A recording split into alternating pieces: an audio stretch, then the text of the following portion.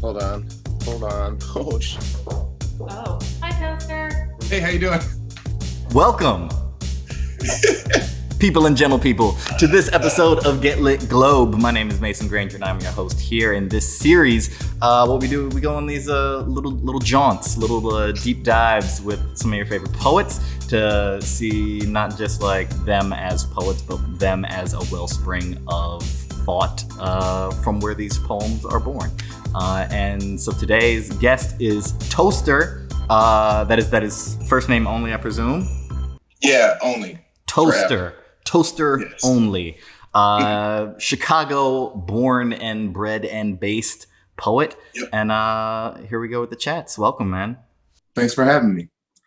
I didn't really mean the pun when I was like toaster born and bred, but like, Well, Yo, that actually, I'm using that. See, edit that in, actually. It's in already. We're going to edit it in again. I'm saying most bread puns terrible. That one was good. I like it that slid one. in sideways. So yes. All right. So how is it gonna go, Toaster? This may be. I'm sure you've been interviewed, 10 to the 10th times. However, I don't know if you've ever been shown you in an interview. So we're gonna do. That's gonna be weird. We're going to. I like to start from a place of extreme awkwardness, and then we're going to blossom from then. So here we go. So I'm going to show you this video of one of your poems, and then we actually have a question from one of the Get Lit youth poets who has seen this video and has, Oh, I've seen this video. I'm afraid I don't know which one it is. Advice! Do not wear hoodies. Do not wear your pants low. Do not wear do-rags, fitted caps, ski caps. Do not wear headgear. Do not wear anything that's red and black, or blue and black, or yellow or gold, green and black. Do not wear pink or black or purple. Do not wear black. Orange is fine. Suits are fine. Orange suits are fine. Do not wear expensive accessories. Do not wear tattoos or t-shirts with someone else's dead name on your dying skin. No obituaries. Funerals are fine. Church is fine. The field is fine. The stage is fine. The X in front of the camera, even the hospitals are fine. Jerseys, scrubs, uniforms, suits are always fine as long as they can count the numbers on your back. Know your number, know your place. Know the statistics. Live like a fugitive without having ever broken a law. That means no gambling or speeding or liquor or sugar or sex. Do not smoke anything. Do not consume anything marketed to you. Do not go anywhere without receipts, alibis, contacts. While they call you boy, their boys are different. Their boys will be boys while you boys aren't boys at all. You boys get charged as an adult, even if you're hungry. Do not compromise family for food. Feed your family. Defend your family, but not from police, even if you are police.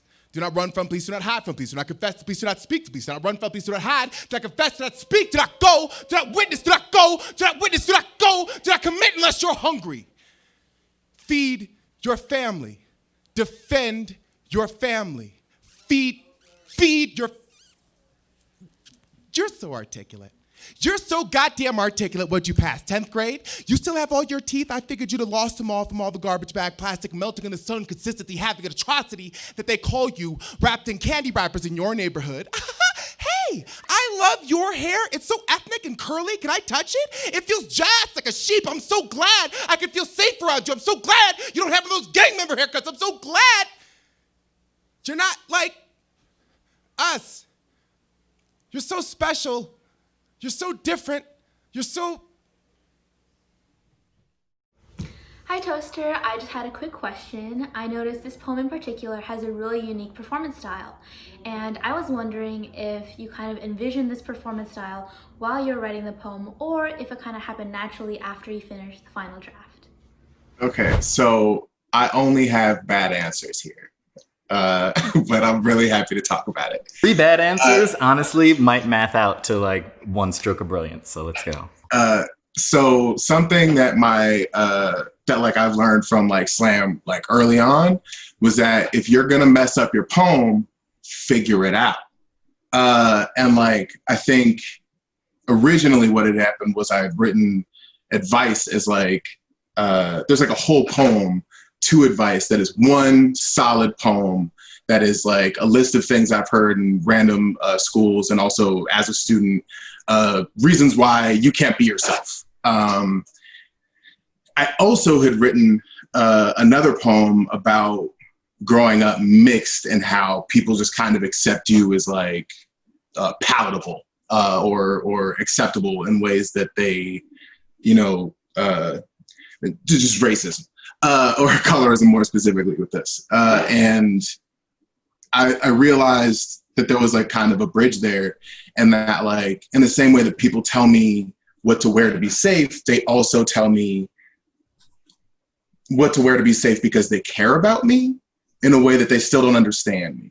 So long story short, I ended up having to do a poem in, I think it was the national it was New Pick. Yeah, it was, I think I was going up against Franny Choi. And I didn't know what to do. It was Franny Choi. I knew I was going to get my butt whooped. I was like planning on it. So in my mind in the moment, I kind of decided like, okay, well, because these two poems go together, maybe I can smush them at the right point and have one tell the story of the other in the same way. So long story short, when I got up there, I kind of like found my rhythm. And since then that poem is like turned into, so it went from like one poem to then combining two poems to then like becoming almost improv. So sometimes you'll see me do the poem one way and then other times you'll see me do it another way. But for the most part, like they generally end the same way. Mm-hmm. So now I think the rest of this interview is going to have to be explaining what New Pick is. So New Pick was like, for me as a young slam kid, like 14, 18, I was like, I want to be an adult slammer. I want to get into the big leagues. And then I got to a point where I could get to nationals. And then I got there and everybody's like, oh, but you got to hear about New Pick. Come to find out there's this competition with only poets in a room. And that's the thing. Like if you perform in front of a whole bunch of like people in a crowd, that's one thing. They like you, strangers like you, good for you. You did great. But when a room full of poets are like rocking with your stuff, that's the best feeling in the world. And like, long story short, if I hadn't been a New Pick, I'm getting goosebumps just now thinking about it, just because like the people I met and interacted with in those slams were worth a billion times anything else I'd ever done in terms of like just performing in front of audiences. So like, anyway, all that to say, perform in front of your friends and get more friends, perform in front of them. It's the best. Yeah, what year did you do New Pick? I did New Pick, I think 2000 and, I mean, I might be wrong, but I think 2012 and then again 2013. And I think one more time in 2014. I could be wrong though, because I know the year I stopped was the year Rach won. And that was worth it. That was a whole bunch of fun to watch. So, okay, so for people who don't know, New Pick is like if you go to like the NCAA tournament and it's like March Madness and then there's the whole thing that's on TV, and then like as you're walking out of the stadium, someone pulls you aside and is like, yo, they really balling around the corner. And it's like all the all-stars from all the other teams just like slide off and do some like Fight Club version of what they just did on stage, but only like a Fight Club version for themselves. I will add one more thing about it that's really cool. I think in every other arena, you kind of have to, whatever, but like any other slam competition, you have to stand up and face your audience. Whereas in New Pick, most of the time they're surrounding you. Yeah. So it's not only just that you're like performing, you're performing for people who know what they're doing, and they're also like peering at you from every angle. And like the second you get that audience on your side, I just want to do more stuff. I just want more stuff like that. And in whatever room it is where they show you the fire code capacity, there are twice as many people as that number surrounding you there. And for people who are now like, I'm going to go look at newpick.com and watch videos, you can't, because that was also part of it. No cameras were ever allowed. And so it was just, if you were there, you were there. If not, like, now it doesn't happen anymore, and you'll never know until they steal our blood and read our thoughts through our hemoglobins. Okay, so aside from so all right. Here's a thing that I have, because I've seen that poem before, and how you said how it has come to evolved into kind of an improv piece where you may have like 6 minutes worth of lines in your head, and you pull 2 minutes and 45 seconds of them, and then like vamp to the end. But a thing that I've seen in that poem and in a lot of poems of yours that I've seen is you find a way to insert moments of levity into poems where topically there's nothing funny about it, but still approaching it with a point, with levity in there, be it like comic relief or just from a point of joy. And my question is, where did your philosophical approach to writing, where did that come from, do you think? I know who it was. I would say Richard Pryor, off top, first and last. That is the person for me. I think for me, I didn't know what slam was. I was writing poems because I was like, I was crushing, and I figured that's how you got to get that. Actually, I was writing, you know what? I won't get into that. My point is, I started writing for some reasons that turned out to be just like a journal, right? And then I got good at writing, and then I enjoyed writing, and I kept writing. And then in the process, I discovered Richard Pryor, and he has this poem, or it's a poem. I don't care, it's a poem. But he has this joke, I guess, where he's talking about like where Black comedy originated. And of course it originated like on a slave ship. And it's two slaves like, rowing and deciding what the future will look like. And all of a sudden one of them becomes a minstrel. And they're talking about what the past 300 years have been like. And like, if you think about even just me trying to explain that piece, like he starts you in like 400 years ago, brings you to the present to explain the in-between, all to land on like, and when you listen to the video, you can literally hear the entire audience. And back then, like a lot of the people in the audience, probably white, you know what I mean? So to be in front of a large audience like that, to get them to laugh with you and like laugh at like you being a caricature, only to then just like flip it on them and just ruin their whole entire experience. You could hear the whole audience just, ha! And that I think is like, that's what's driven everything about my writing. Because I could just tangibly see and feel people accepting the information. And I think the goal of what I want to write most of the time is just like finding a way to intersectionality and just fucking living there and like accepting that you're wrong half the time and that that's okay and that you can work through that. And I don't know necessarily if my work is like doing what I want yet, but that's the goal for sure. What is a piece of, pun not intended, advice for young poets?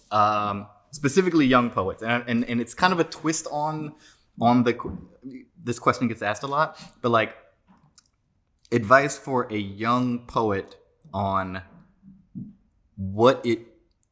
for them to find their authentic voice and how to recognize when they have found that. One of my favorite things is to ask people to either describe their just their favorite story, because if they hear favorite, then they go like, well, what brings me joy? And all of a sudden they find a piece of them that matters and they operate from there. So like, for instance, if I was to tell a story, I always tell the same story. When I was 4 years old, my mom gave me a Q-tip, showed me how to use it, walked away, right? Easy peasy, put it in the other ear, smushed it all the way in, right? So like, in the process of causing trauma to my face and brain, like every time I tell that story, everybody in the audience kind of goes, ugh, or like, they have like a reaction to it. I think for me, I know about myself that I like telling stories that like jar people, are fun, funny, and I like being able to like surprise them, right? So I think like picking that story, that's where that's coming from. Right? Like that's where my joy is. And I get to do all my favorite things when I tell that story. So when someone reads me their poem, most of the time they read me their poem like someone we've all heard before. And that's okay for now, but the goal is always to like get them to tell their story the same way as they read their poem. And if those two sound different, then I don't think it's worth it. I don't care if you're the best poet in the world. If you were technically the best poetry person of all time, I will automatically hate your work if it doesn't sound like who you are. And I think like that's the most important thing. Just like finding a way to write and speak the same way, as opposed to like being one way and then pretending to be another. True. Well, bro, I know you gotta roll and teach all the things to all these folks. But yo, thank you so much for joining us, man. This is, yeah, of course. Thanks for having me. Anytime. All right, Toast. Catch you later. Stay safe. Later, man. Yep, you too. And that was Toaster. If you want to continue on with this conversation that Toaster and I had, you can click on the link below to the podcast, audio-only podcast. You're not going to get to see my young Thurgood Marshall looking face, but we can listen to myself and Toaster continue this conversation to the end. And then also, if you have to go, it's fine. It's cool. You can like and subscribe to this channel, Get Lit YouTube channel, and we'll be coming at you with more Get Lit Globes monthly, more poems, more poets, more new favorite poets that you can discover. We're going to be having these good conversations with good folks coming to you every month here at Get Lit Globe. My name's Mason Granger. Thank you for liking, commenting, and subscribing.